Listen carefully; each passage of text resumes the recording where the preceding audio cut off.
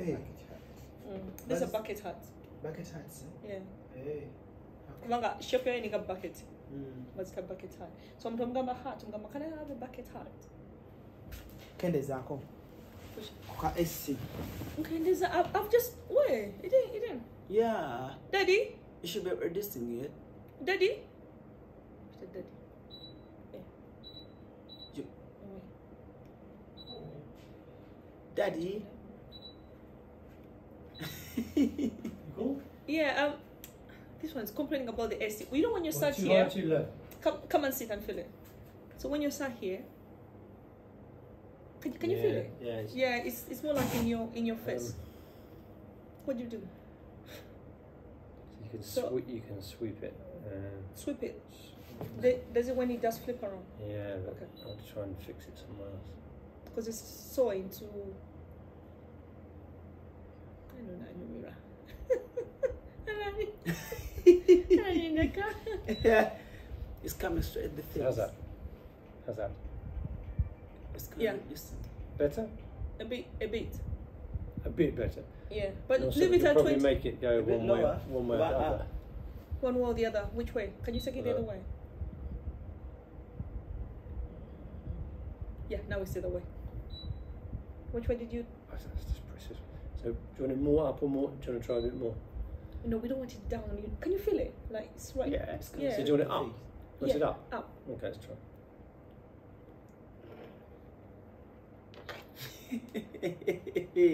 Go on, just do it. Na cruise. Sina chensola na kwogera. That's right in your face. Omuluzungu lagululirawo obudde buno. Lina ngeje ndulyanga luli wano. Nega diruba. That's as high as it can go. No, we just take it. You have no choice. We can have it as it was before, low. No, not low. Low is too. Because we are sat down. The one. This one's The one. So turn it up. Oh, okay. But I have. It was a 21. Now it's a 23.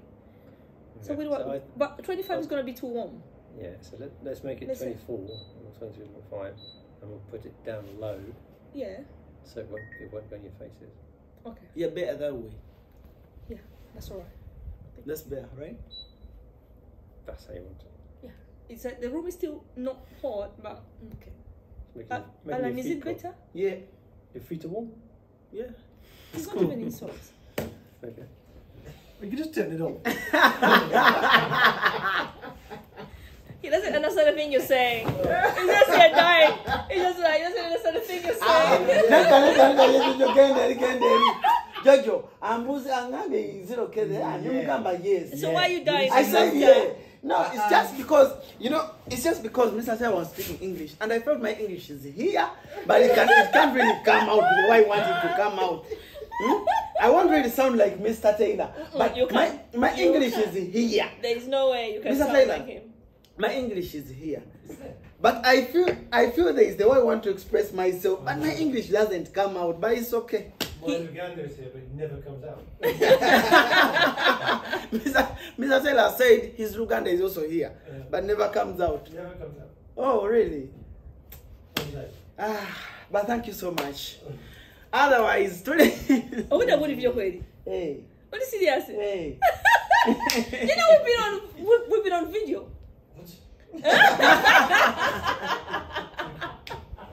It's terrible. Are you serious? Hey. Is it on? Hey. Then you go see. You're going to enjoy that moment. You watch that clip one It's day. on. It's on.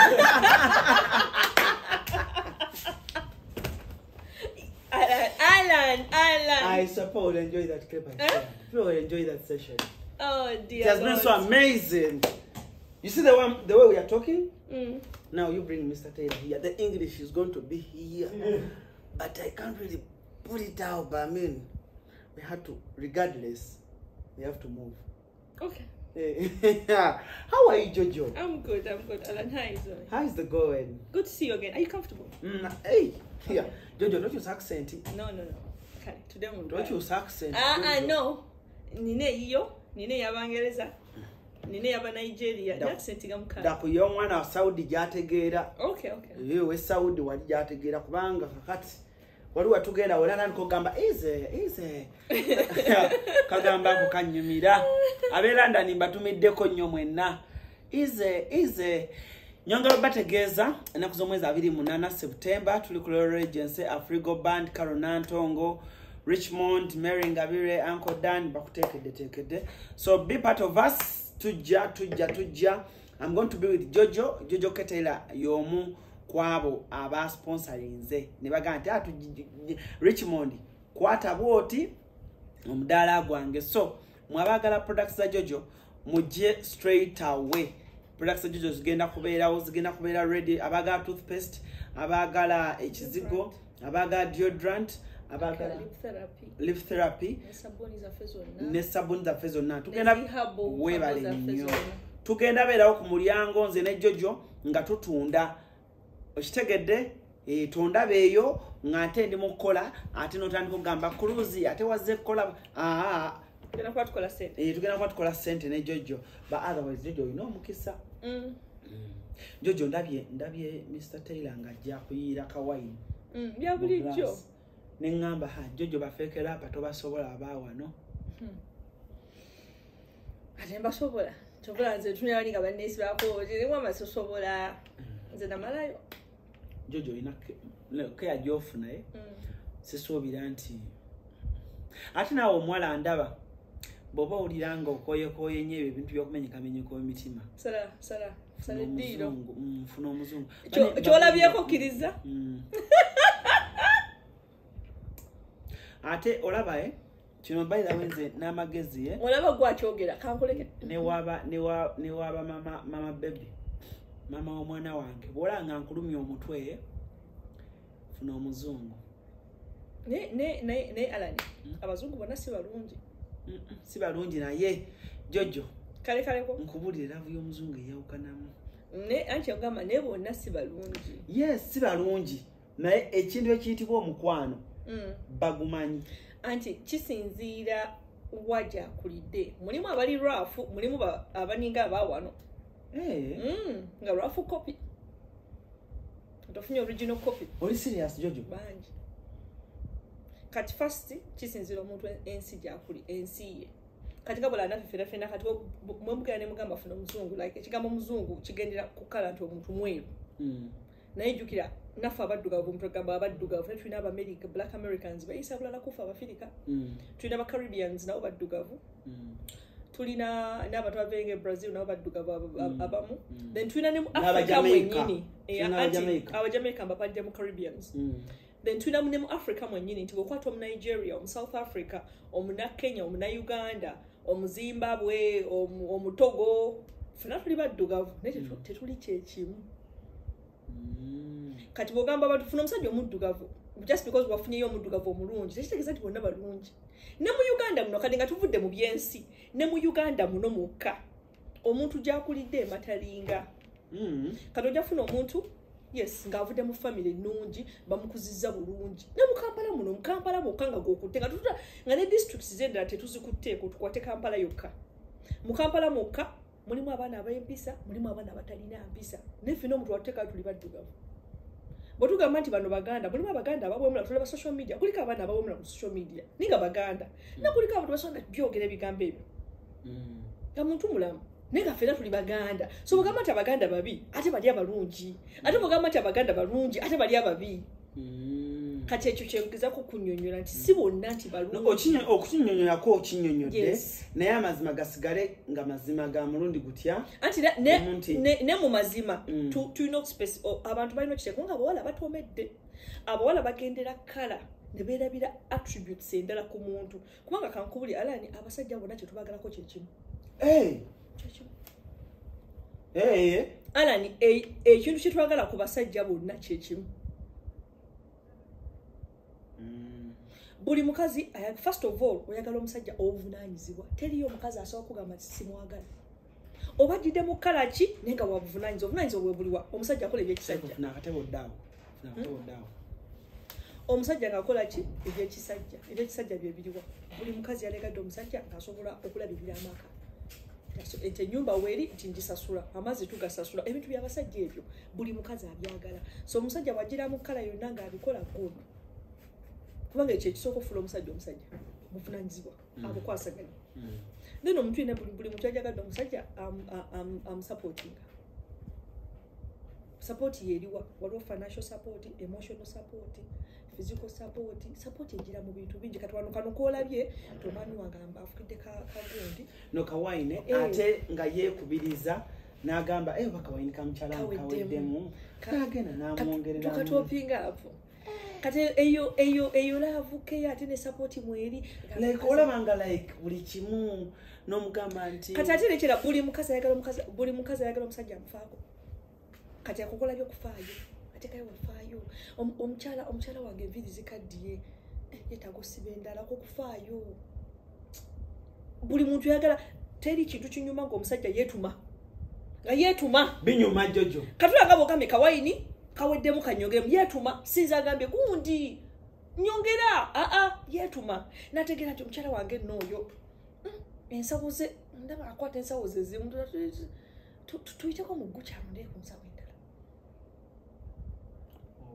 omusajja yeetuma anyuma nagamba emmotoka ogivuza emyaka 3 kyusaako naawe oba oli awo kasapuraizi muli mu showroom mulonda yenda nina mukwano gwange bamuyita munnamasaka ali mu omusajja yeetuma anyuma omusajja yamugulira ennyumba yeetuma bali eyo banyumirwa obulamu era nze juzi yali aŋŋamba naŋŋamba Alan nze nkubuulire ne mugamba wange munnamasaka naŋŋamba Alan nze bukyanganzija ku America nze saagalira ddala abasajja baddugavu era yava ne mu community y'Abannayuganda ate kati obuzibu akirabayo ffe tukulira mu bwavu abantu baffe abasinga abaddugavu go ge mazima bakula tebalina bintu okulira mu bwavu bw'otandika okukola ssente oyagala obuveemu n'abantu 10 tosobola olina osooka bwejjamu wekka kati ala n'ogenda funa ssente oyagala kusooka ozimbire maama wo ennyumba nga nawe tolina kati girlfriend wo oba mukyalawo alina okulinda maama asooka asula obulungi nga bo tebanangani agumira ebyo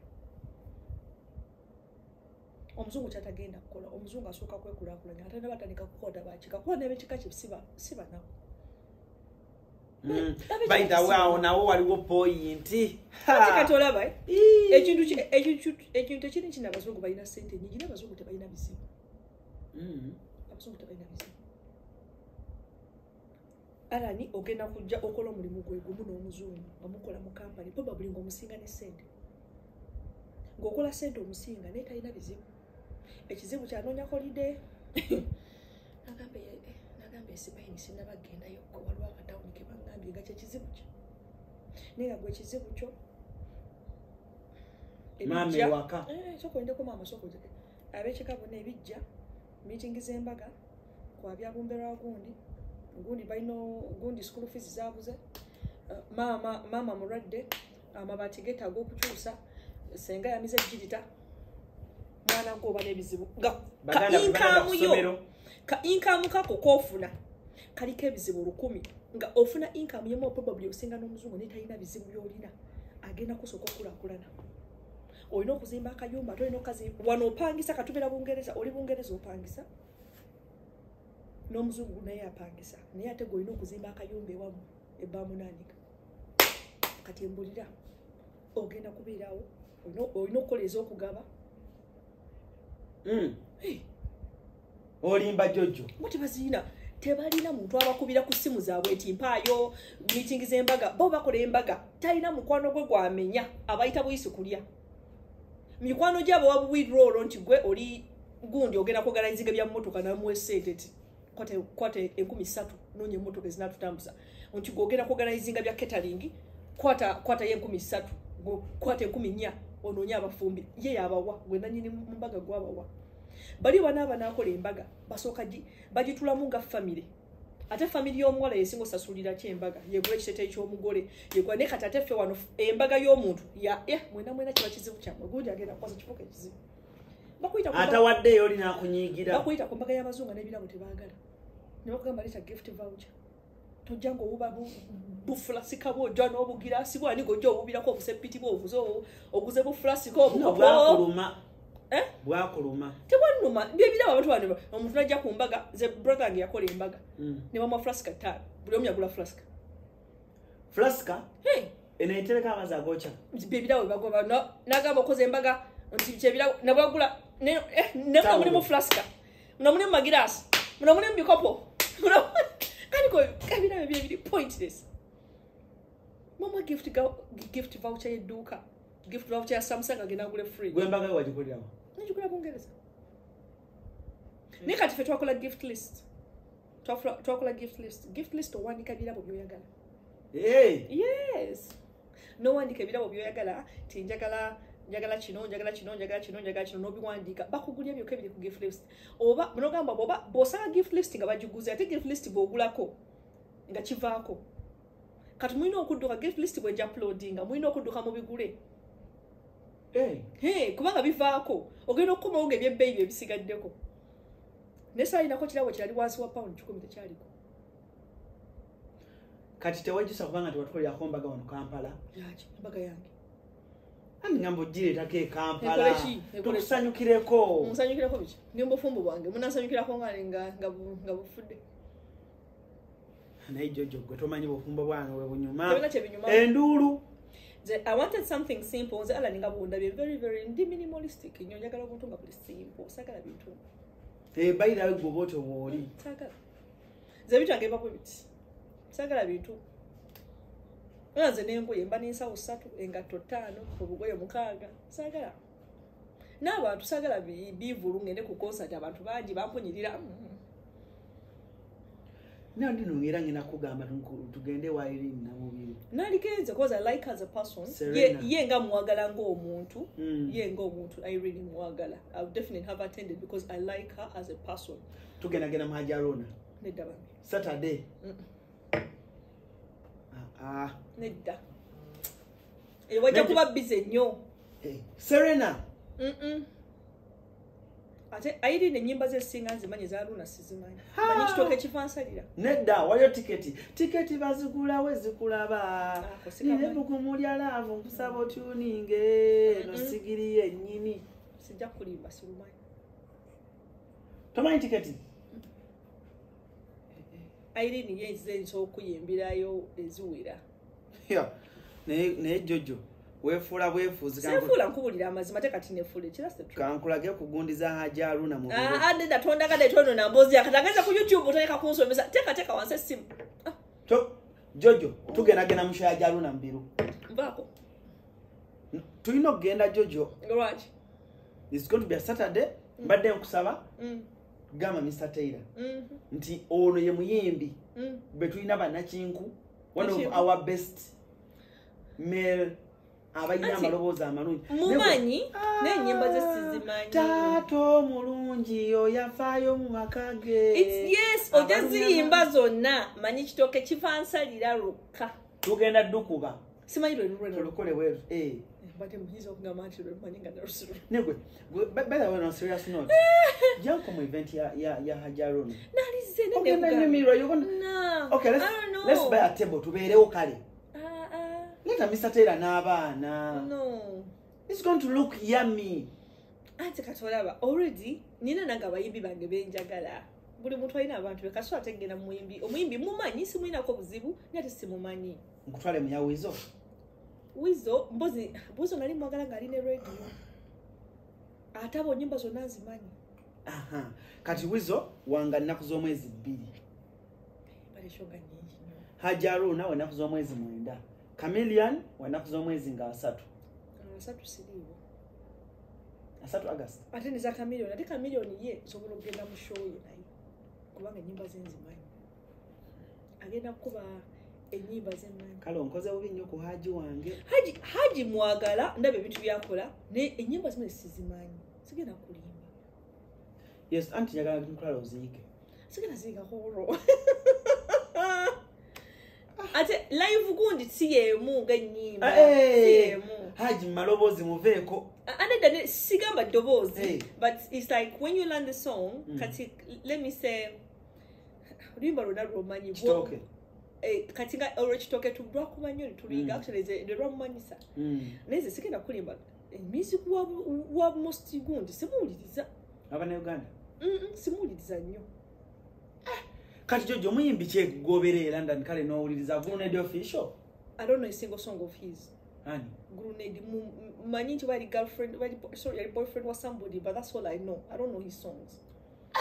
Zateka twa social media njigiriza abayimbi. John Black omumanyi? I heard about gerira. So I don't know what of come to John Black Ajalanda, didn't have about it. Okay.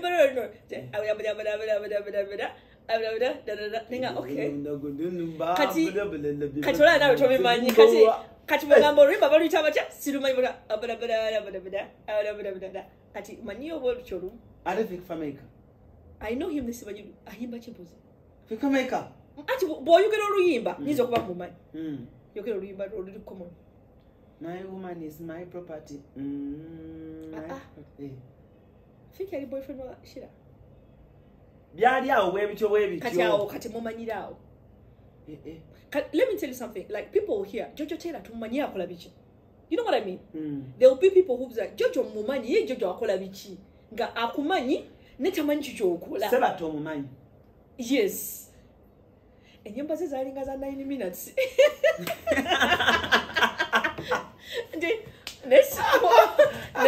Twakula baseka kawo ndino different seba na nyimba na nyumya olugero nebo ngama ti njogera nyimba 3 sizimanyi. Misa chomanyi. Yes. Misa chomanyi.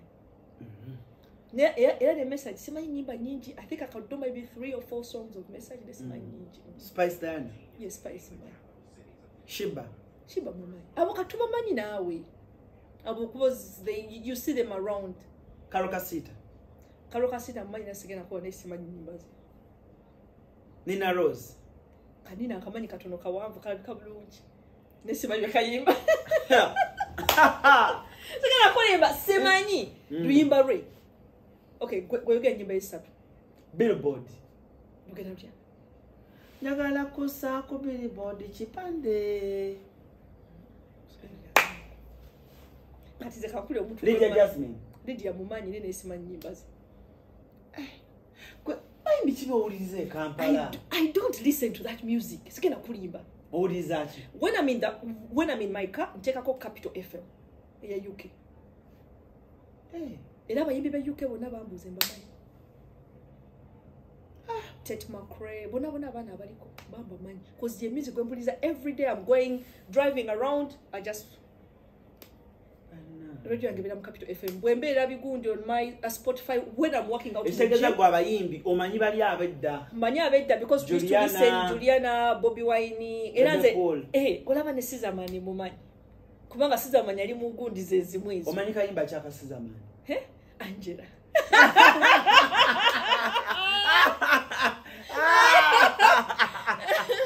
Angela. Omwana Jojo.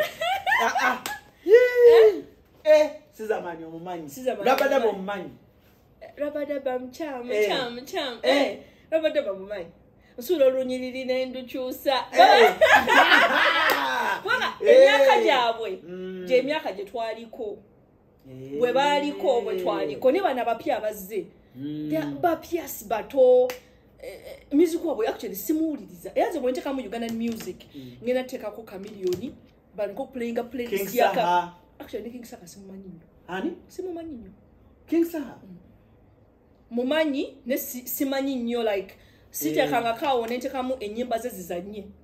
Ne olwa Chameleone ntekamu Chameleone ku Spotify nazanya head to toe nentekamu Muzandu radio ne zizanya zonna. Bwe mandi mu nyumba linga let me listen some. Ate Papa Sidi. Muwulira ne simumanyi. Ate Alien Skin. Alien ne simanyi luyimba. Alien ni mumanyi ne simanyi luyimba yo n'olumu. But I know yes mumanyi. You know me Sitya. You know me Sitya danger. Nebokanga. Nebonti. Nali manyi Sitya danger kigambo bana bakikozesa luyimba. Kubanga ne kugundi kuliko omwana ayita Sitya danger. Ku TikTok asala nnyo bu video bwange muta Sitya danger so asala nnyo go mainly. Asala obuntu bwange. Muta Sitya danger. Waliwo abamuta fake Gaza. Abo katola baze TikTok ina bendaze. So when ola ne Spice na migira ku Facebook na isema ni Spice. So kulimba. Zinagenda mwaka ki? Zinafa Uganda mu 2012. I don't think Spice yali ayini. Navayo abana naleka ba Bobby Wine, Bagudi, General Megadi, beba nabaliyo. Gabeba yenyimbe zali zikuba bwe twavirayo nga ba Irene ba Joda generation yafe gye twakulira. Wamedda kibava bangamba nga. Kasi miziko bana bana simumanyi. Mbwedde Bulaya nga tebatwala kati nga bano ba John Black nga John Black alagawo. Nga audience nga temumanyi. Kyovula bakatebula ya firiga ekyakuba. Kubanga bagenda okuvayo nga firiga ekuba wano be bantu bamanyi era Irene ne bamutwala ebula yajja kuba. Kubanga ffe tujja genda mu show ya Irene. Bwe twali abato beba Irene kati kangambe muwala wange katali teni. Naye awuliriza Justin Bieber.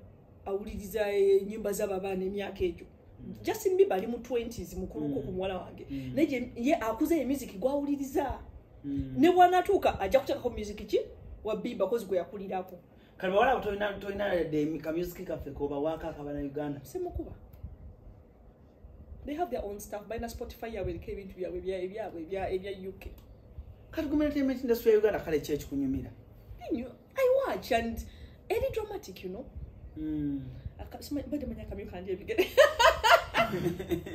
Any dramatic and sometimes the music sounds the same. Kat also take up nyimba ngebidongo byebimu. Obushiteka chegamba. Oluse mpuli yange bidongo ngamba the music is not, it doesn't feel chigamba bachitabatya ebidongo byebimu. Ne Remo mwagala. Yeah. I like her. Rema yo abana bona kankuli abana bona mbagala, but sometimes I don't know their music. Nze sina muntu kwesta yagala. You have to do oyina kunkola ekintu ekibyo kuchawa. Naye okubeera nti ndo music wo nkumanya oli muyimbi nebyo oyimba sibimanyi. Kale kweno generation muyimbi kyayinza okujjelanda noga I can't miss. Mubana abato. Mugono omujjo guliwo. Omujji mulimu anipozi. Mulimu John Black, mulimu Fik Fameka, mulimu Kenzo, mulimu Rema, mulimu Spice Diana, mulimu Shiba, mulimu Nina Rose, mulimu Lydia Jasmine, mulimu Grenade Official, Alien Skin. Who's Salongo? Salongo tomumanyi. Who? Wala mi bigoda Salongo. Salongo bakube. Toba. Mokulage. Neda Jojo. And every day katwali woluli nali luli ne bangamba do mimba bamita horambe nengamba to yavuddewa every day osukanga lyo muyimbi ntono yani neda sorambe hozambe bulina ko osukanga lyo muyimbi nengamba katuna yimba chogamba kayimba kozambe tokalyanko ati kati kali everywhere shifra nengamba de shifra lya wa ine lisedde ne bwe chali nyola bwe chinenga what is going on bano bavuddewa oyine muyimbi mupya nogamba okay. Nzomanyize Jojo kijjako kya buli azamanya abantu bajja kungamba gwe mukwano gwa Jojo naye ne bwajja tomulaga bayimbi huyo Salongo Siraje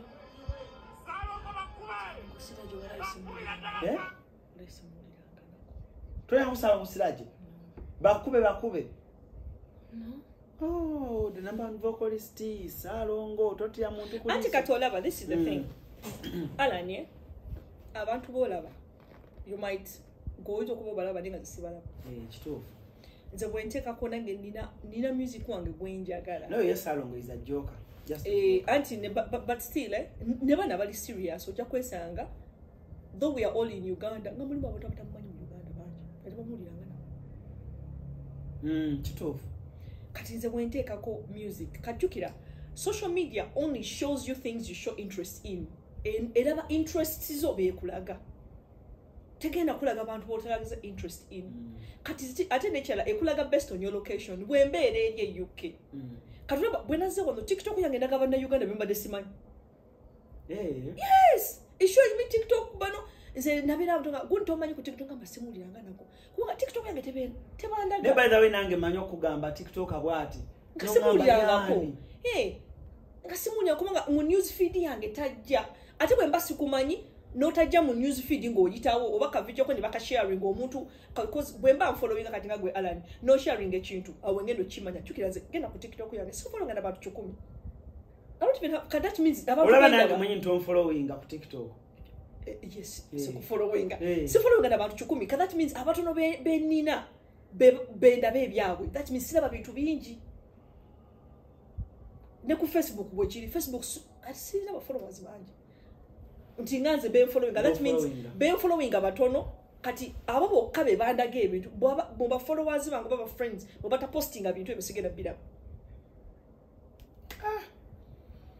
boba following abantu bangi you're exposed to seeing more things kwanga buli omu posting and is following abantu. How often do you visit TikTok, and how often do you visit Facebook? Gezaako kola bwemba nakola live. I definitely scroll before I do a live, like 30 minutes then scrolling. But Alan, you say how busy I am. You genuinely know how busy I am.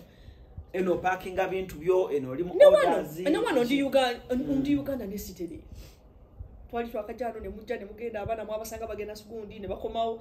We're just busy. We're just a busy family. Never fixing the lunaku. You know, says to come out tutina to come out. No ga rejo ja avawa. I'm genuinely busy. Ate bwe ne family yange ngeza ko nyokta bakusema. I try saka kuba kusema. Neme na ekintu ekyo kyaka. Ati ala ni obadde nange mirundi mingi. Ondaba ngambira kusema ngadi nawe. That's the discipline I have, and I don't like. By the way, ne you coaching ngamba nnyo nze mbera nnyo ku simu no ngamba ala nedda. I don't like. Nze nkwadde obudde bwange ate I find it so rude.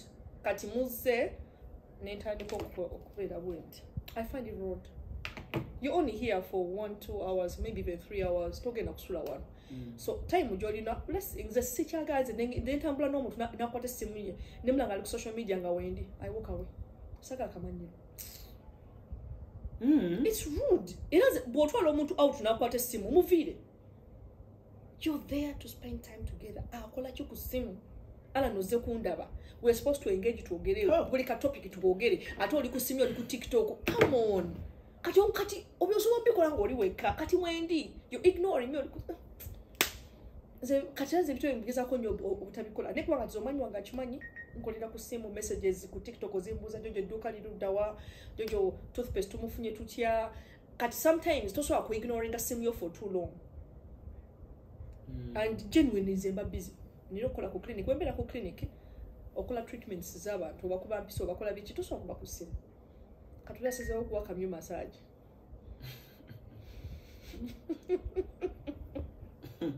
Kawulira bulungi ali awo ne bali bawala baako batukwaka bakatulugunya tebamanyi kawa massage. So bade nkyakugamba so ebintu ze sibera nnyo ku simu yange. People bada bandi active. Actually I am only active when you see me. Nze muntu ava ku live yakagwa nenteka wasi simu nezi switching off nebaka. Nezuka ku machanga drama ali eyo. Nebanga jojo wabida byeti biruwa. Tijojo obeerawa. Nebanga mama babira ku simu za mweze sibera ku simu. Mwezuka ku macha nino tekika abana. Abora bagenda batwala ku somero ku macha nemba tegeka ne make sure bali day buli kimu tukipakinze twebundi sports kits da bwe ziri buli kimu nembi loadinga mu motoka nemba vuga kati mbulira wofunya budoba kusima gundi egato gundi yoziriwa gundi trainers zeza gundi siziraba. I don't see your rugby shoes omuli mu parkinga sports bag yabo kikoze gundi go parkinze buli kimu mutule mu motoka ovuga onovuga okebera TikTok to akusomero ba dropping off komao oye mkwangu achusa yambala scrubs duka ku clinic nze sobola okupata pa kusimu na ajojo nakweza message kuna sikufuna ngasijitunudde ko for 9 hours nange olwe nkunonya nenkube essimu nenkola nga jojo tulabika ngasijitunudde ko for 9 hours chargingira kawo ngesimu sijitunudde ko for 9 hours oyina ndachikiriza niate bonsanga mu bisera yage byedembe otava ku TikTok.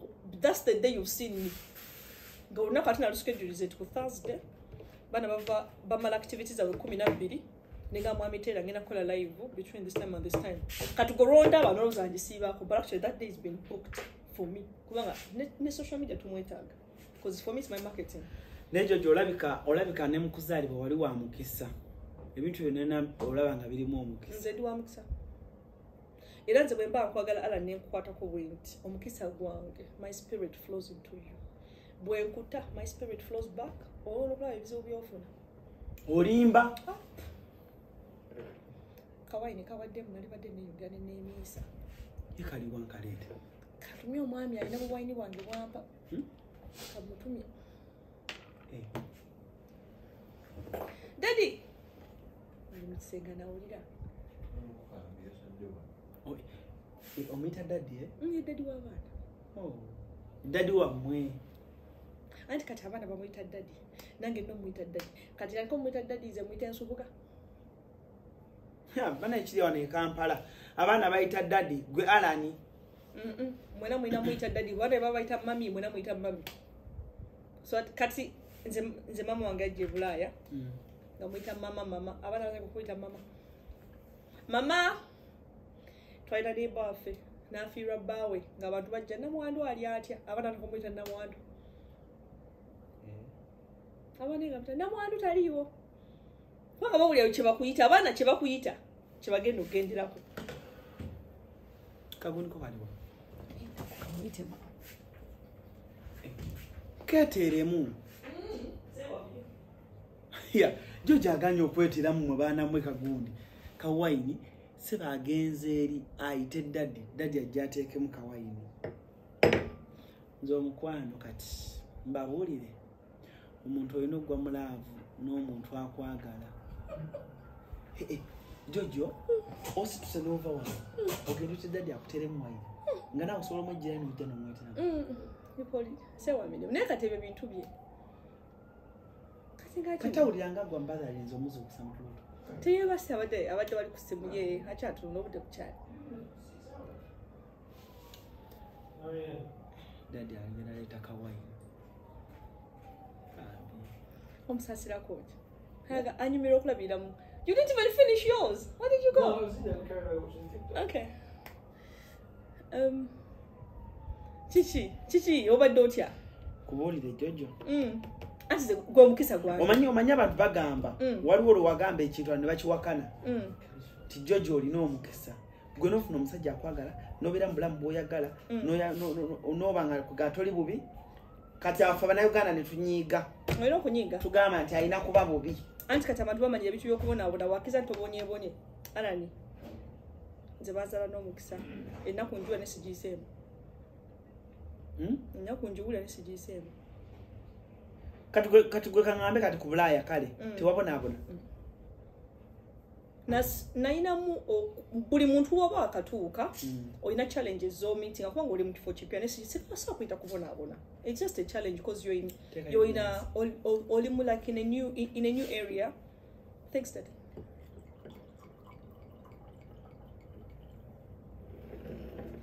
Fair wine to Jimmy.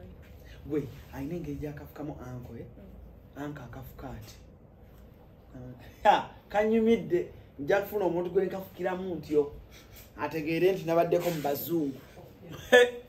Era omuntu ayagala okumulaga omukwano omujja guno gwe nina 224 nsangaako mu nnaku zino nga Jojo waali ngenda kubanga bakeya etalina omwana alina engeri ati kawaini. Alan tuleke. Akafukamu bw'ati. Daddy, Alan is imitating the way you pour your wine. He's like, you've gone right now. I love the way you do it. You do like this, then I just love it. 50 years training. 50 years? 50 years training for that. Oh, come on. You know how we do it? You know how we do it in Uganda? No. Go on, show me. You see, Mr. Taylor, this is what we do. We pour like this, then after... And then you lick the bottle.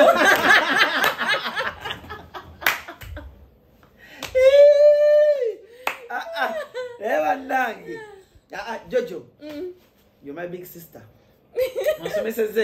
Jojo, ne kubulaya nzeri ebintu bimu bannange nga nebaza Mungu olw'okusinga era by the Richmond mu bantu bonna bonna be wandaga e London wandaga Jojo nondaga ani omulala Richmond Richmond wandaga Jojo yekka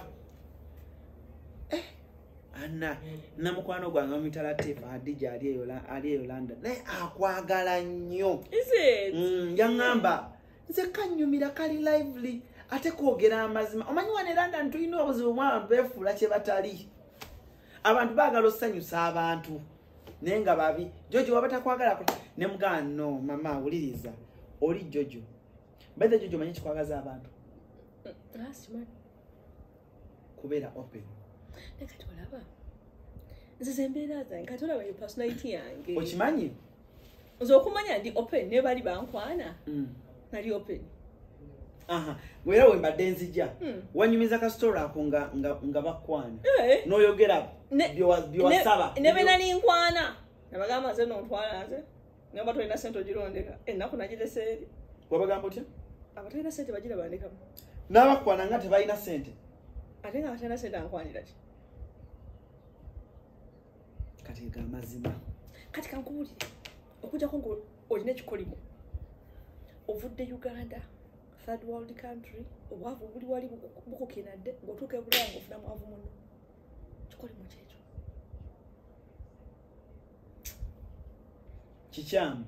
kikyamu nnyo okwagala munaku muno byonna bikole naye munaku muno ogira omuleka temusobola kwesika nga bwena muli bubi sirina mukono gwe tolina kugulu twetwalawa kanfuna ayina byonna era nze kintu ekyo nze kigamba abantu bannange byonna bikole era weesike wekka kubanga bwegattako omuntu okalubizibwa alani bw'obeera weekoli ekikomando naye bw'otakatoko omuntu mulala olina okugula emmere y'abantu aba katono gwegasseko naye bw'aba ali bubi nga ggwe wakirireeta anaagula ettooke nze saagala bintu ebya kisiru so nze ekisooka nina amagezi ng'omukisa okuvuddeko n'omukisa bwekugwa ku musiru nze nina amagezi neebeereramu nze seekwata ku muntu atalina gy'alaga sisobola alina bwe sikukkiriza kikula wakiŋŋambirawo beera singo paka bwofuna omuwala ng'alina naye wayimiridde wakiri abeewo ne ka bizinesi ke nga naye akola naye nti ono omuwala ali awo mulungi alina ebbina ala naye omuleke mulabe bulabi jojo bwe nti muleke agende bw'obeera kumulyako lya naye totwala megulako ekiwago odduke awo bakumegula naye omuwala gw'otwala nti tugende twezimbe alina okujja nga alina potential kale ayinza okuba talina mulimu naye golaba afuba omanyi sometimes bigaana ate naffe batuwasiza ku potential ze nali ninaki okeyogeredde nava ne Uganda nga nyimiridde wano ova e Uganda ng'olina amataka g'olina ennyumba olina buli kimu naye bw'otuuka e Bulaaya oba tolina ky'olina tebakulimba n'omugagga wa wano eri mwavu otuuka e Bulaaya tolina nnyumba tolina mmotoka otuuka eri nga tolina ky'olina abaana bava wano nga ovudde mu nnyumba eri mu kikomera bulungi oli comfortable naye n'otuuka e Bulaaya nga tolina ky'olina ng'ogoba bbaasi tolina mpapula tolina mmotoka tolina waakusu tolina nnyumba nga tolina naye nga e Uganda olina era abantu bagenda muli Bulaaya mbonaabona nze nava wano nga nina ennyumba nalina apartment yange ng'erimu buli kintu eri yali furnished by Wangusungu nalina boyfriend wange omugerman twagenda mu Wangusungu gondi y'abagerman nga ndika ebintu mu nnyumba ngobuuza mikono gyange jajjanga ku apartment yange ennyumba ka apartment yange eyingira walina omugerman ze mbadde mbazungu nkulaba n'embeera zo ogezigezi n'olulaba jojo omuntu bw'akulaba embeera zo amanyirawo ti omuntu oyo tabadde lokoloko we ate gwe kubanga onsembereddeko kati waliwo abatulabire abatabitegeera ng'onsembereddeko close ondaba bu close jojo okwata obudde jojo ebintu by'olya jojo dayateyo n'ebintu byange byonna life n'engeri gy'okolamu ebintu nze wanvugako ko mmotoka n'engeri gy'ovuga emmotoka eyo nga mutuddemu olabira ddala omuntu abanayuganda bano obo Sharifu oyo akuba nnyo hampu emmotoka eyo nooneka omwana oyo Sharifu akuba hampu naye njagala lumu Sharifu atuule mu mmotoka yo ng'omuvuga ajja kumanya nti ono nene hampu teziri ewaffe tetulina hampu teri hampu wano babateramu hampu muli bawamba tuutu temusobola babajja abanaganda muli bawamba tuutu bajja kuterawo speed limit 40 era ojagala okuvuga enkaaga balina okuterawo hampu singa mwali mukuma amateeka ngeri waffe bakuterawo 30 singa tebateekawo hampu naye abantu baana tebalina discipline baterawo bibiri webatakuterawo hampu balekawo ekinnya nalabyewo ebintu bibiri waliwo buno obuhampu obuhampu nenga hampu nobujasuula amabeere twabusaze bobuhampu gabuna bwomumala akanyenye ebbere abamabeere amanene simanyi bakolawo mu Uganda kubanga simanyi walabye ebintu bibiri buhampu nenene ndibwe kati bwomumala buno nga mugenda kweri tokabajendera kiki ngamba nga mudani kali sobatekawo hampezi buno obutono buno obunyenye ebbere nerye nenega eyekuba bampu kati ogireete ngo nenga lwaki bababonya temulina discipline balina obaterawo bihampu nebakuterawo hampu eninga ekiswa kubanga tusoba nebakuterawo drive at 40 bwega kugivugirawo nkaaga kalina okuteekawo hampu wakimanya abantu basiru tebalina discipline naye foli watera 30 tukawo 30 just step on it do a 30 get out of it bw'ogaana okuvuga 30 ticket ejja kusanga wakati babonaabona naawe omuzungu akupanishinga financially omuzungu tabonaabona naawe nsawo yo akuba nsawo yo kati gwezza emisango ensawo yo ejja kitegeera ticket zijja kusanga waka bagamba eno basi togiyitamu ogivugiddemu tofaayo ticket ejja kusanga toparkinga ano parkinzeewo ticket ejja kusanga wano ovugawo 2 ovugiddewo 3 ticket ejja kusanga eka paka bawulya nga ticket ozikooye wekyereza weka ne kubanga wano abantu bakubazza emisango teri abagambako teri fine gyafuna until you start punishing them kati babate ekitu kyoso bakola bakyawo bihampa ebinene nnyo batereremu bikube emmotoka zaabwe zigende mu garage batekawo kyampu nga kine hampu nagiraba neŋamba nedadala ng'eringa akedi muzabade uganda zinewunya abantu bavuga emmotoka ez'ebbeeyi wano abavuga otya emmotoka ey'ebbeeyi wano emmotoka ey'ebbeeyi wano oba olese kubonyabonya mmotoka naawe kwebunyabonya ababodaboda bavuga bubi alani navuze luli jo navuze neruli navuga sikatefune high blood pressure masanga ndi fit kiki wasanga abantu bavuga bubi owa boda n'akuyitamu bwati bavuga bonna baboda ekitala kigamba red n'abantu bagenda negamba abantu ekitala kiri red andi emabega nkubira eŋŋombe nti genda negamba ekitala kiri red batumbaavu nali mu mmotoka nenyomba ekitala kiri red andi emmotoka nkubira kutambula genda negamba ekitala kiri red ababoda nga bayitawo bwisayo emmotoka negamba linda ku red means what zesebo nyimiridde ku bitala bo bayitawo kanali emabega ngamba genda neŋŋaana okugenda nemugamba sijja bigendayo bw'obeera wano olina okufuuka omuzi w'emisango traffic rules teziriiwo nalabye owa bodaboda ng'avugira ku pavement negamba ate kati bapedestrian batambulirewa ab'ebigere nabo babalumba kati okubeera ow'ebigere wano oli at riski neze newunya abantu bano mu bodaboda beevuga balalu nze nembeera ku booda ng'ekitala kiri redi naye ng'agenda walayimu otulo oluyi nobeera ku ki nembeera ku bodaboda nga anvuga bw'atyo n'abantu bennyini be batwala babayita baki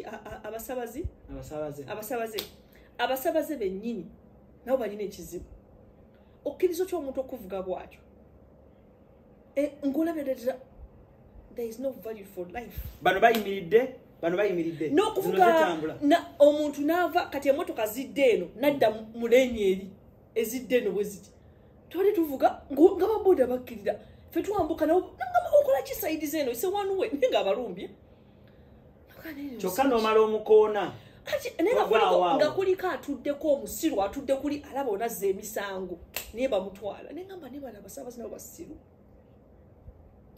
ala lusookiza omuntu n'akuvuga bwatyo ku booda nabigaana onootula ku booda y'omuntu n'akuvuga bwatyo ng'ola agenda kutta ebitala emmotoka zijja zitadde green katwabadde nabadde wali wansi ebitala bigenze green tugenda no zikinyero zisituka jukira nzigenda bwanti nga ngenda lugogo bweva wano enakasero nempita engudo simanyi mannya gaazo nengo wali fairway kati awo ku fairway waliwo ekitala isn't it kati ekitala nkigamba green tugenda naye nga bana abali ku luguudo luno balita butya oludda ekya balita kamokya ekyo ekigudo ekiyitamu nga ababoda nga fe tuli green tukkirira nga bano bajja anamulaki muli balalu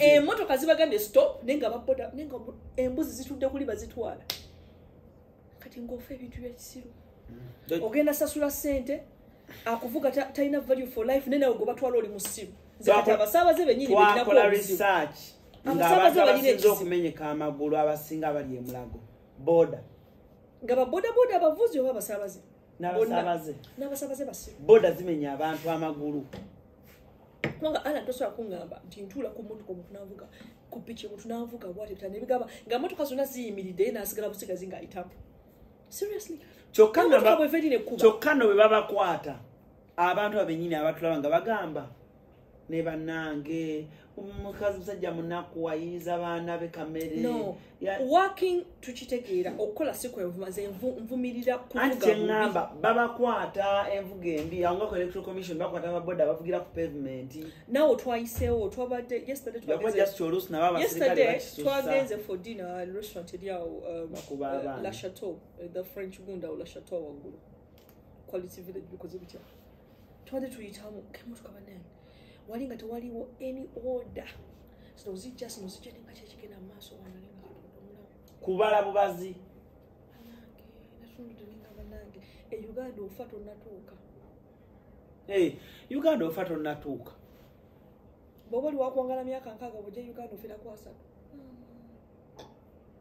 bw'oba oli wakwangala myaka 6 nga gwe bakubalira 6 gy'olina okuweza obeera mu Uganda ofira ku 3 ofunako ekitundu ogenderaawo si abantu babawangala wano there is no value for life abantu tebafaayo abantu balagajjavu ala n'abantu balagajjavu obulagajjavu kiri abuyingiza emmotoka otule bwoti omwami wange atunda bwati nakakiki yafunaka alaba Uganda empya n'abaana bennyini bagamba waki tayimiridde omwana obeera mumotoka ne buyoma ne bufuka why is he coming why is he there but the light said stop nengamba mujja kusala pressure temunnaba kati bwe wali wano Uganda wali tobiraba ebyo it wasn't this bad ala nikakula Uganda mbi kati Uganda teyali mbi bweti nkubulira amazima mwe mwali bato Uganda teyali bweti abantu tetwalina abantu basabiriza eno ku fairway omusula nakasero ngaali abo street bag tebaaliyo zifo byali byabagagga ne kati n'ofuluma ne nakasero abaana basabiriza oli nasanze oli ng'atunda akabwa nagamba tuli luddawa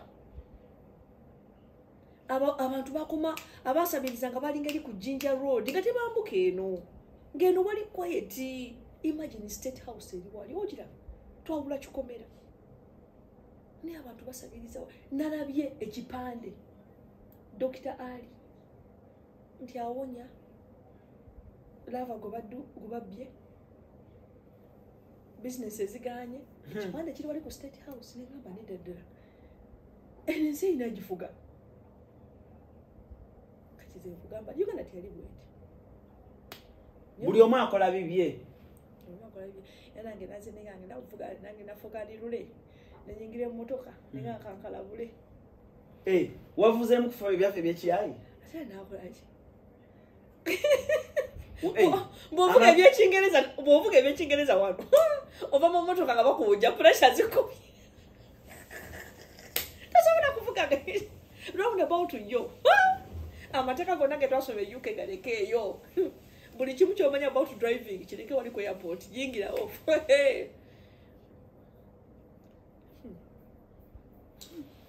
si byangu jjojo si byangu but it's really kyeraliikiriza abaana bagenda kufa nnyo era abavuka bangi nga amagulu baagawanika gavumenti bwetafuna balisti mateeka ku luguudo kale buli kimu kiganjire bakiri ku luguudo first of all enguudo mbi banayola ekinya kyolaba nokamba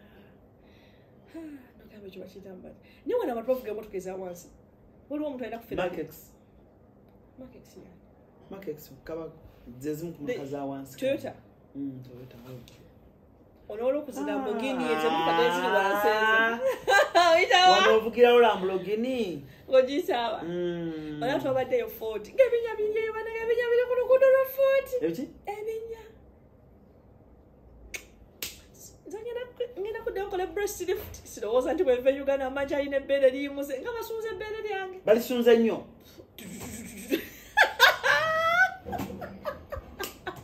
ebinya bikubye wano ebinya biri ku luguudo olwo oluguudo luliko ebinya that the journey takes longer than it should journey erina okuba like 3 hours etwala 6 hours twagenda efo twatuuka kiro abantu twava mu ssaawa 5 twatuuka eri ssaawa emu tantanezedde esokumakya mwatuuka meka mwezi ekiro ne mwebaka bwebasi atukoye atusunze what did you enjoy in Fort? Fort is beautiful actually. It's really beautiful. It's picturesque. Wanyumirwa. It's different. It's beautiful. But the roads are bad. Chakati twogera ebirungi n'ebibi. Enguudo mbi. Oluguudo olukujja Kampala to Fort. Lord have mercy. Toyina kakumya kanjye ndokamu. Kwako kuba. Ni wadde nywedde dda. Sooka onfunye kayogati. Vienna? Jangu leta yogurt.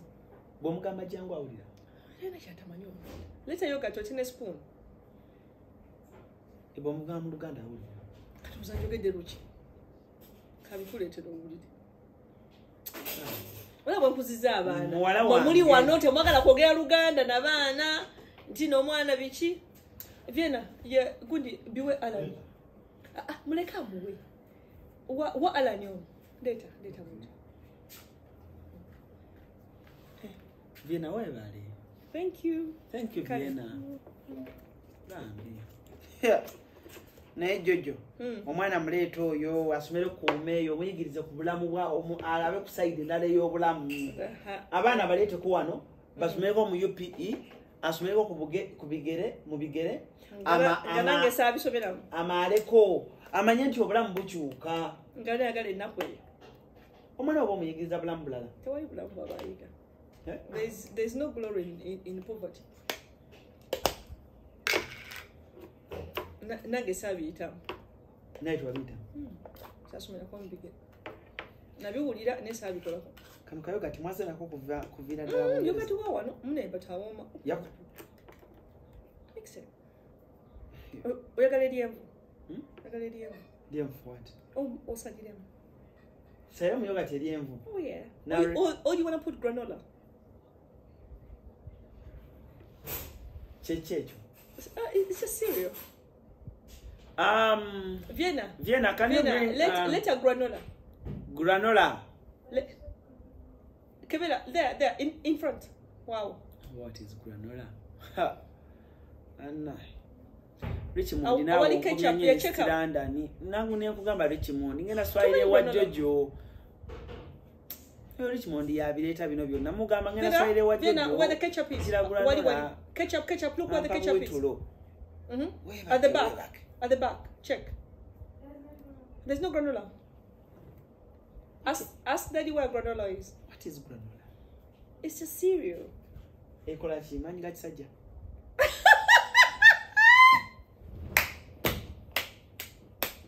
Manyi gakisajja. Mu bintu byonna by'osobola okulowooza manyi gakisajja. A cereal. Ate kati awo ffe otujjawo ffe mwemweffe. Gwe ngwagala tukulire cereal wano e Kampala otutye. Gwe tugambe. Eno si yakola manyi gakisajja. Oh my God. So yes, you add granola to yogurt. It's really yummy. Then you add some fruits to it. You can add grapes. You can add blueberries, strawberries. It's really nice. Yeah. Okay. So I wanted you to try it with granola. But I think it's done, right? Is it done? Yeah, with the granola? Granola wali. Twajjana. Is it not jana emmere yange? Najjana kesi nambe yemmere. Kati like serious one Uganda katinga granola omulungi. Wawano jakka. Ola kaliko kola kyakulya uli akola kyakulya. Oba kola kya tekimugana kubanga akola kyakulya kyagombe. Chani. Chakamyo. Vina, is that yours? Yeah. All right. Kuze sinaka ageze n'amazige n'ebyokulya. Nebambi. Mukama ono omulabi andaba. Saba nnyo mukama ak'okubulamu obulungi. Uleta. Omulabyeko. Sharifu noba ngomanyi granola ngenda kutya. Yeah, now check where the granola is. The cereal. Just check. Tamayina kyanonya. Sharifu tekuli kigambo nti granola.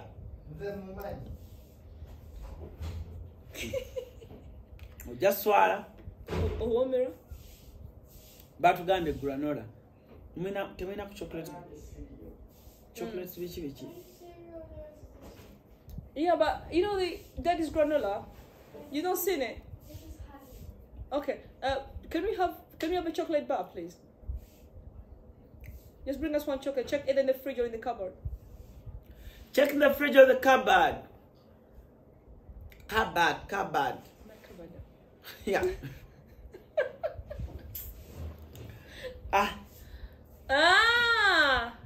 Yep, that's granola. Na Sharifu. Ola bisa. Bayo. Omalete na mani gekisajja granola. Ebintu tubimanyi sebo. Mine. Tropical fruits granola. kajja siyiwa nabo bamusumulidde bubi toyiwamu bingi nnyo bijja kunnema just a little bit ate nga mulimu buno buswiti and it's tropical fruit, it's dried fruit. It's not sweet, it's dried fruit. That could be like dried. So if it's tropical, that could be. Jojo totandika naawe. It's tropical. That could be papaya. Tonyola. You have to speak it the way it is. That could be papaya. What is papaya? Papaya. Papaya. Popo. Papaya. Tis the popo. No, it's called papaya. In which language? Google papaya. We get a Google papaya. Join us, Simio.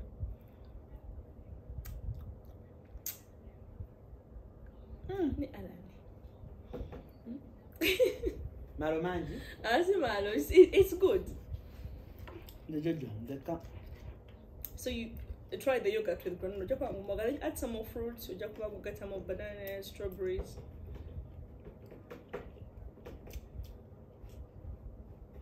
Kalunje, kawoma. It tastes like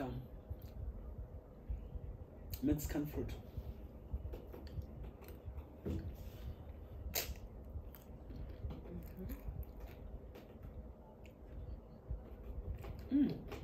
It's nice, isn't it?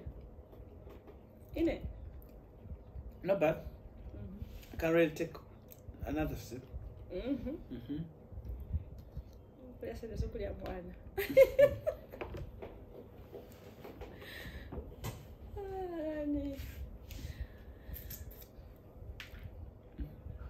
Guy, you're supposed to eat it. What are you doing? You don't take more food out of your mouth.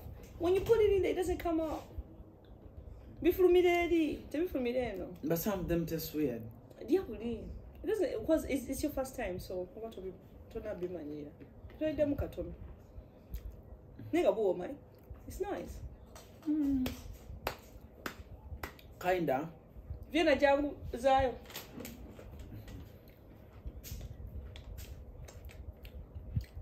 Thanks, baby. Katibuno wabujewa. Tumulieri, twazenaye. Mwavulina naye UK. Nye mulina olugezigezi. Nnyo. So mujja eri ebintu. Nze nazina emmere yange. Mukwano tukwa ku chocolate. Oyagala kubuuza kwono omuto.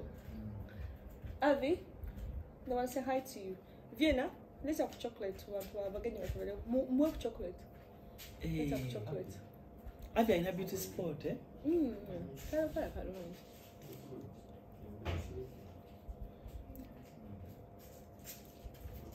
Who are you? Yeah, I got chocolate. Vienna, can you please get me one? Another chocolate, please. Another chocolate. Always say please. But please, you can't be please. Yes. Always. So not take out please. Always. Thank you. Thank you. I like it. It's really. Yeah.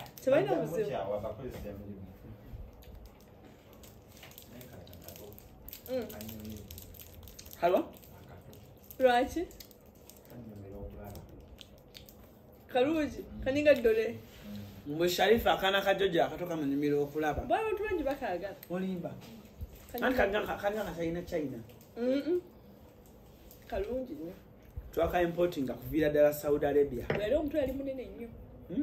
Yana kifeesi ekinene n'alwala. Bwe yalwala n'akogga nnyo. Kale bwe yakogga ennyo. Gavumenti yammwe n'etya. Sifunako obuzibu na gavumenti. I see things about the government, you know, that's not the government. But to work everything to take to get a buff numbers. Any, there are about Walabana Baba too. Also, kind of warning, unless you get you to the extreme. Most people walk down on the vehicle, you will never see the comsai.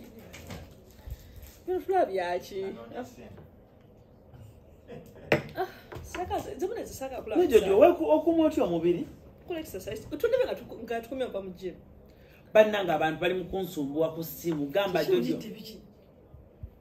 What's that? Akalivu ku katade mu yogurt. How? Aje katulabye kabondo kawade white. Oh sure. Sorry. gamba jojo ki tukyakozesa nze ngenda mu dduyiro nywa ekijaani first of all olina okunywa ekijaani olina okukola detox abantu tebagala kwoza olidde kacakala yoza olaba ennyumba ogisiimuula kimulavu yatugambye mbu byabanaku detox akola but detox nowepikapika ebijaani it's not nze siina bijaani habo yange ya diabetes eyoza system ya diabetes blood pressure ne cholesterol eyoza system ezo habo kankubulire zikola nze nkoze business emyaka olwayo ko omuntu atula ku kamera n'agamba bijwa jojo tebikola nze mmanyi abantu bebakubako ku social media munnange sibalabangako kubanga ebintu byange bikola mbigula nemazaawo negula kati na eyo habo ya diabetes ntunda eri ekola eyoza omubiri bw'oginywa emyezi egyo 3 nga toyosa today ojja kulaba ojja ku njuzi sizirina kanzikulaga eyoza omubiri kati nze bwendaba nga ntendeko kilo 2 mashallah bwentekako kilo 2 nganywa habo mu weekends abantu bakugana bako kilo 2 paka 14 yeah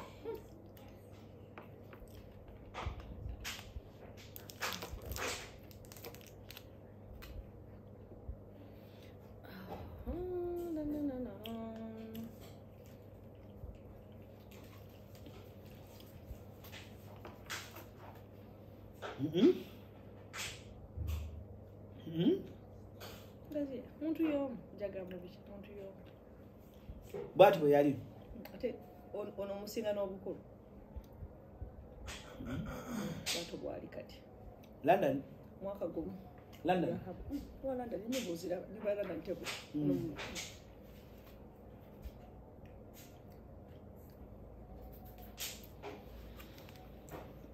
sokulaga abalala kati osobola kati Sharifa alina olubuto njagala luveeko mwabasajja mukugamangu fe abakazi it's harder because of the hormones mwabasajja mukugamangu asemanyi watu omusajja abonabona ne wengi anti Sharifa ajjeko akabuto mwabasajja mukugamangu ojja mumpera eddagala ono yeetaaga dduyiro fe abakazi twetaaga byombi nze byombi mbikola kola detox nenjoza nengenda ne mu dduyiro kubanga okwoza totooninga dduyiro omukolerawo ne kakati mbadde wali kushato ne mu gym bwembeera e Kampala sorry bwembeera e UK nina gym yange y'okukyalo bw'obeera e Kampala okolera ku shato no bwendi kati right now ati katutula ku shato nina gym yange waliyo coach bamuyita Ricky muwulira Ricky atukuba embooko sijja musobola akunkambuwalira naye omuntu bankuba nnyo naye mulalu saala munange Ricky akambuwala teri kunkambuwalira nagambye lya facts ntono oli mukulya naye alina balina okukuba nange nina benjagala okukuba ngaani bangi nja okuba Kampala yonna nebampa omuggo buli omu omukuba soyina omwamiteri abakoza ngoye Daddy, I didn't even know you're not in. Then I was just thinking, who the hell is that? I didn't know you're not in. I didn't see you leave. We didn't know you're outside. You worried about it? Yeah. No, we didn't even know you're not in. We're just here having our chat. Where the mosquitoes got me. Hey, so you know, Sekanayenga will be take a day. A lot longer than I was supposed to be. Were you lucky with the dryer? Oh, I'll tell you about it later. You tell me about, okay. There's like dryer walls going on. Dryer walls? Yeah. Oh my God. Daddy, I need some more wine, please. Yeah. Nedda. Sharifa maleta wine. Bijulekera olwejojo naawe. Oli muwala Muganda. Nzaga bali Muganda. So mami wange ndabaga mukyala. Nze ndi mumbejja. Nze mbona nkola kintu eki. Ana nitulyanga nkugamba ebigambo byange. Nze haso yange eri mu kunoonya ssente. Bwe mba sinoonya ssente sibonaabona. Teri yantuma kufumba, teri yantuma kulongoosa. Mami bwavudde okuuza embuzi. abakoza ngoye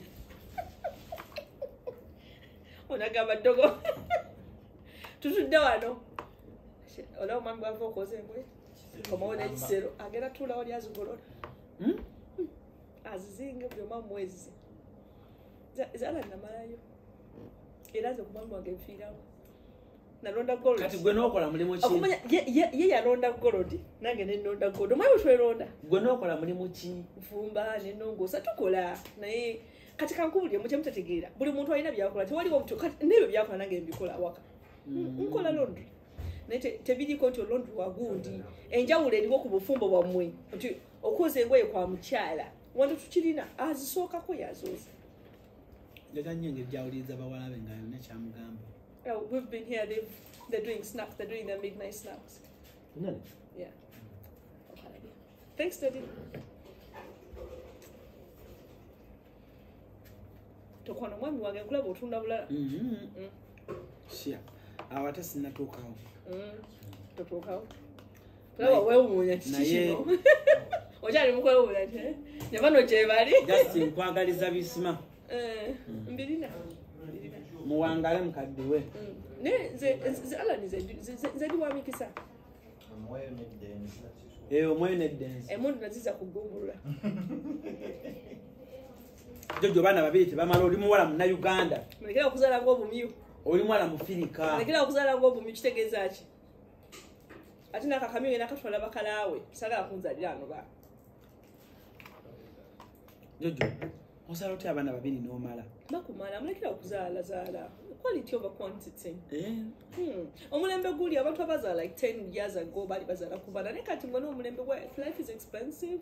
Ozaala otya abaana abasukka ababiri. Olanze waliwo gwe nabadde ŋŋamba. Namugamba nyinza okubeera n'oyo mutabani wange nyinza okumala ebbanga eddene. Akumala. Mwana wa bbeeyi. It is. Ate kankubulira. Ate wona by'oyagala obbawa osobola tobirina. Alani kankubulire. Work for yourself as well. Mumugane mwerabira okwekolerera. Mama tubaluza kanzaale ne ate gwe. Alani katugolina ebina. Bw'ofuna accident n'otuula akanga tokola. Olina enough olinawo kisobola okubeezaawo emyaka 3 nga tolina income. Kikulu nnyo. Abantu baagala okuzaalazaala abaana naye abaana. Yes, it's good to have a family. Nange big family bwenziraba. Nenga oyinyingiza ye ino kubanga eyimiridde. Otherwise okuzaala abaana abokuwona abuna baaki. Katabukola abasinga katulabaza abaana bageza abaana azaala balungi. Genetics printing mweri. Nenzala yakaana akamu ak'ekikadde. Kati owuli akakikadde omukadde alina kuba ku cruise. Omukadde alina kuba ku holiday. Omukadde alina kuba nga yeewummuza ate omukadde alina kukola school run. Ninakola byakikadde kwewumuza. Oba olinayo ke wazaala ne Uganda nga toyogera? Nze? Nze nombadde ku camera for a long time and meanwhile. Mwakanda bakati I've been on camera since I was 18. Hand in hand? Hand in hand. I was a teenager when I was in hand in hand. I was a teenager, yeah. So I've been on camera since I was 18. So ekintu singa nina kyenakola before singa iwe kiri. Ate zaala nebyokulimba sibiriimu. So kuba nze olaba sirimba pasti yange nenimba omwana. Sina mwakana akalenzi. Sina mwana mwejagala mulala. Wamala ebyokuzaala? There's abana bonna baana kati kankuli Alani mwe bakiteekawo nti ono muwala mulenzi kine abana bonna baana. Kituufu. Nze ekintu ekisinga obukulu kuzaala mwana mulamu. Ekintu ekisinga obukulu zaala omwana nga mulamu. Kati kabula abantu bawalamu obutuma n'aleeta nga buli kimu mulamu. Nga togenda zaala mwana wakubo n'abona ali special ali bikimu. Omwana omulamu. Oyo mwana. Mwe bakiteekamu nti mulenzi muwala no. Engeri gy'omutraininga n'omukuzaamu n'omunaturinga, that's what matters.